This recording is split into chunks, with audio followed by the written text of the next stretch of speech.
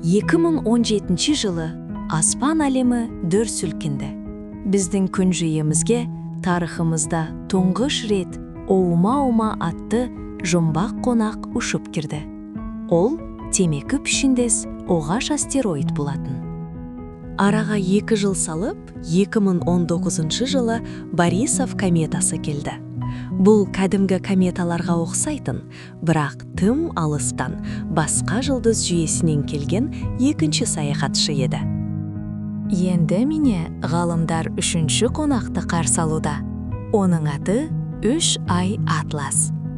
Бұл жолғы қонақ алдыңғы екеуінен мүлдем ерекше, әрі әлдеқайда жұмбақ. Атлас кометасы біздің күн жүйемізге миллиондаған жылдар бойғы сапардан кейін жетті. Ол суық, қараңғы, жұлдызаралық кеңістіктен ұшып келген. Бұл біздің Оорт бұлтынан келген жоқ. Оның орбитасы тым ерекше, жылдамдығы тым жоғары. Ол бізге басқа бір бөтен жұлдыздың маңынан қашып шыққан. 2025 жылдың желтоқсан айында ол күнге ең жақын нүктесінен өтті.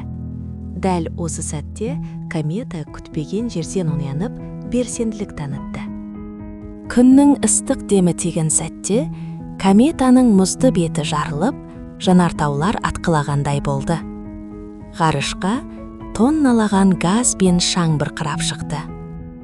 Оның жылдамдығы таңғаларлық, секундына 40 шақырымнан асады. Осындай жойқын жылдамдықпен ол күн жүйесін қиып өтіп, кері қайтпайтыны сапарға аттанды. НАСА-ның жаңа Сфера X телескопы кометаның құрамында метанол, цианид және метан сияқты күрделі органикалық заттар бар екенін анықтады. Бұл өте маңызды дерек. Неге маңызды дейсіз бе? Себебі бұл заттар органикалық қосылыстар. Олар тіршіліктің, өмірдің ең алғашқы кіргіштері. Бұл дегеніміз ғарыстың кез келген түкпірінде, басқа жұлдыздардың айналасында да өмірге қажетті элементтер молынан кездесе деген сөз.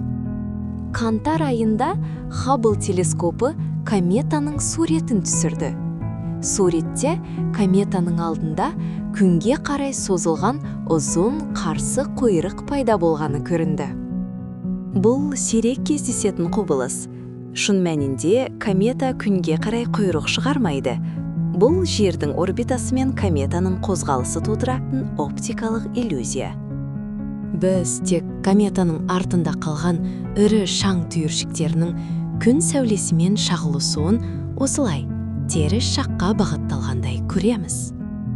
Өкінішке орай, бұл кездесу ұзаққа созылмады.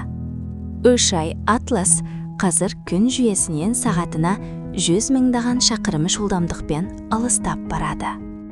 Болашақта іске қосылатын Роман және Рубин телескоптары мұндай қонақтардың талайын табатын болады. Бәлкім, келесі жолы біз оларға зонд қондырып үлгерерміз. Атлас кометасы бізге ғарыстың шексіздігін тағы бір рет көрсетті. Біздің жеріміз шексіз кеңістіктегі жалғыз мекен емес. Әлем жұмбақтарға толы.